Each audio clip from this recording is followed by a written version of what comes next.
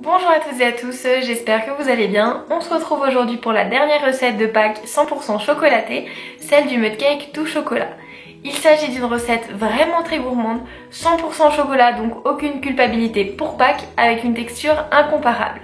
Le petit plus de cette recette, c'est qu'elle se conserve à température ambiante, donc aucun souci pour le transport pour se rendre dans la famille pour ce week-end de Pâques. Je vous laisse tout de suite avec les ingrédients. Pour un mud cake au chocolat, vous aurez besoin de 300 g de farine, 5 g de levure chimique, une demi-cuillère à café de bicarbonate de soude, une pincée de sel, 50 g de cacao non sucré, 250 g de chocolat noir, 300 g de vergeoise blonde, 100 g de sucre, 250 g de beurre, une cuillère à soupe de café soluble, 4 œufs battus, 130 g de lait, 180 g d'eau bien chaude et 30 g d'huile.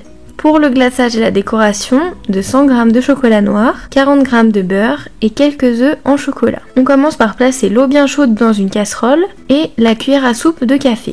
On y place ensuite le beurre coupé en morceaux, le chocolat noir et les deux sucres. On place le tout sur feu doux jusqu'à ce que l'ensemble soit bien fondu. Puis on laisse de côté. On place dans un saladier la farine, le cacao en poudre non sucré et on mélange rapidement avec une spatule. On place de côté. Dans nos œufs battus, on ajoute le lait et l'huile. On les mélange rapidement pour obtenir une préparation homogène et on les ajoute dans notre mélange de farine et cacao non sucré. On mélange jusqu'à obtenir une pâte plus ou moins homogène et on commence à ajouter un quart de notre préparation au chocolat.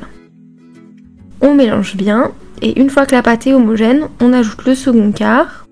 Et on continue ainsi en 4 fois jusqu'à avoir incorporé tout le liquide. Votre pâte va peut-être vous sembler un peu liquide, mais c'est tout à fait normal, pas de panique. On prépare ensuite notre moule. On utilise un moule à charnière de 20 cm de diamètre avec un bord assez haut. On commence par recouvrir le cercle. Pour plus de facilité pour chemiser mon cercle, je coupe une feuille de papier sulfurisé un peu plus grande que le cercle, j'emballe le fond du cercle dedans, puis je coince le papier à l'aide du tour de mon moule à charnière. Je découpe ensuite ce qui dépasse. On coupe ensuite une très longue bande qui va pouvoir faire l'ensemble du diamètre de votre cercle. On la plie en deux et on place dans notre moule afin d'obtenir un bord bien haut qui va vous permettre d'emballer votre gâteau à la fin de la cuisson. On place la préparation à l'intérieur de notre moule chemisé et on enfourne dans notre four préalablement préchauffé à 135 degrés pour 1h40.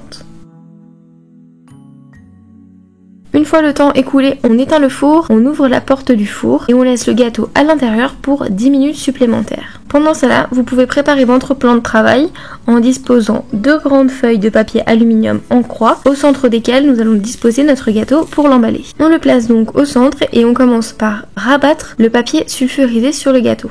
On continue en l'emballant dans le papier aluminium, en veillant bien à recouvrir tous les coins pour qu'une étuve se crée et que le gâteau termine de cuire. On le laisse dans cette étuve pour toute une nuit. Le lendemain, on commence par le déballer de son papier aluminium. On coupe l'excédent de papier cuisson.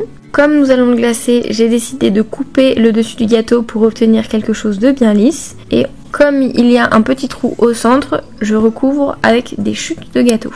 On démoule notre moule à charnière, puis on place le gâteau sur le plat de présentation. On commence par enlever le papier cuisson qui se trouve sous le gâteau, puis le contour. On place de côté. Pour préparer notre glaçage, il vous suffit de placer le beurre dans le chocolat et de faire fondre le tout au micro-ondes. Une fois un mélange homogène obtenu, on verse sur le centre du gâteau, puis on étale légèrement jusqu'à arriver au bord pour faire tomber des sortes de gouttelettes sur le pourtour du gâteau.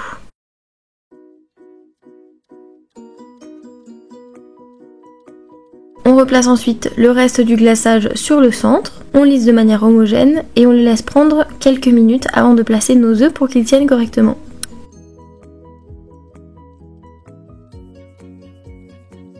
Une fois les œufs placés, vous pouvez laisser reposer pour que le glaçage durcisse ou vous pouvez déguster tel quel. Merci d'avoir regardé cette vidéo, j'espère qu'elle vous aura plu.